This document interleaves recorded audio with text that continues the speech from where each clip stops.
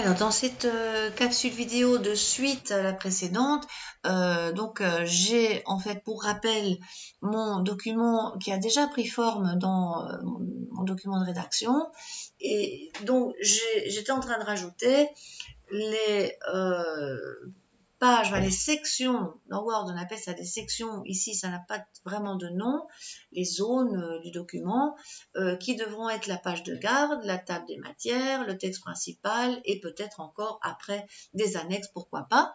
Donc a priori ici je vais remonter parce qu'on s'aperçoit qu'on a maintenant un accès éventuellement au pied de page. Alors c'est vraiment ça que je voulais, c'est-à-dire que maintenant on voit que en quelque sorte, en ayant créé ce style de page qui est la section qu'il y avait dans Word, je peux maintenant agir sur le pied de page uniquement de la page de garde. En fait, je ne vais rien faire sur la page de garde. Là, on pourra toujours mettre, je disais, des graphismes, s'inspirer des fonds, que sais-je, ça, on laisse pour après. La table des matières, par contre, ça peut être quand même bien de mettre des choses intéressantes là-dedans. Je parlerai dans une autre capsule des différents champs intéressants qu'on peut mettre dans les en-têtes et les pieds de page. Mais ici, je vais me concentrer sur la numérotation et je vais le faire en pied de page pour faire simple. Donc, ici, on voit quand même qu'il a compris ce que j'ai demandé tout de même sans mettre de champ, parce que dans la capsule précédente, au niveau du pied de page de ma table de matière, je demande en fait de de le renuméroter à 1. Donc, on voit bien qu'il me met entre parenthèses page 1, alors que je suis déjà à la page 3, sur 9 au total du document. Donc, il a très très bien compris les choses, et si je clique sur la petite liste déroulante qui est là, je vais m'en rendre compte. Donc, ici, par exemple, insérer un numéro de page, c'est super, ça fonctionne. Dans la foulée, moi, je vous conseille d'afficher toujours aussi le nombre total de pages.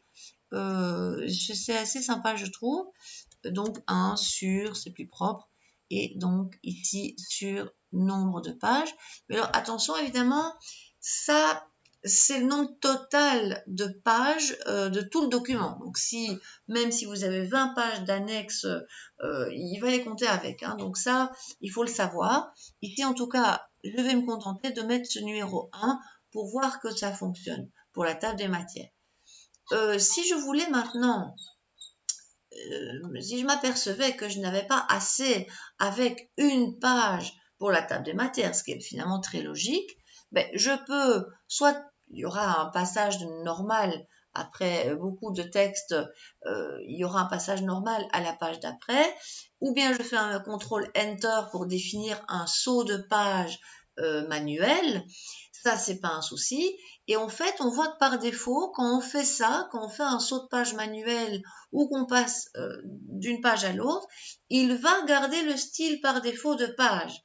On est toujours dans la table des matières, puisque je le vois ici dans le volet des styles de page.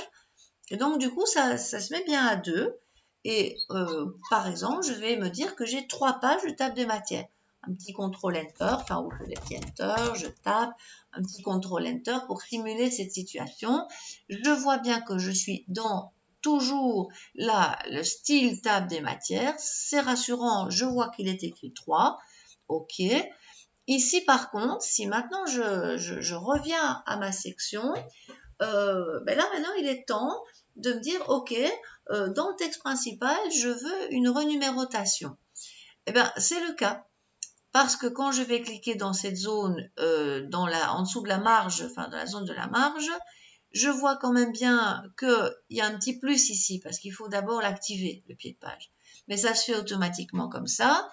Et si j'avais la curiosité d'aller insérer le numéro de page, je vois bien que c'est bon, que ça s'est bien passé, qu'il a bien compris que c'est vraiment ce style de page qui avait été demandé tout au début, pour rappel, avec le bouton nouveau style. En fait, c'était là que ça se passait. Mais bon, ça, revoyez les capsules précédentes pour le voir. Tant que testez votre numérotation pour voir qu'elle tient bien la route.